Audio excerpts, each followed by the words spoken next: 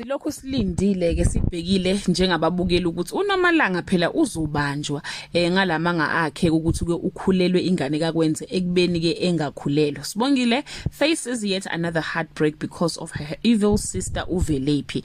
Hello everyone, welcome back to Sanela Trend. Thank you so much guys for tuning in. I'm here to update you for what's going to happen on Sibongile and the Dlaminis from the 17th to the 19th of June 2024 on Monday. Kwenzo feels the burden of expectations from Sokhabase. Sibongile's business receives a huge boost, but her joy soon turns to tears when Velephi plays the evil stepsister on Tuesday.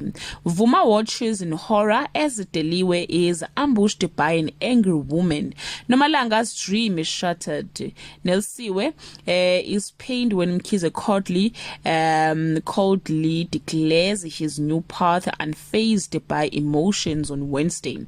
When Nomalanga is moodier than the usual, Kwenzo seeks counsel from his brother and father. Unfortunately, the conversation takes an unexpected turn. Meanwhile, Udeliwe and Ovuma exchange harsh truths.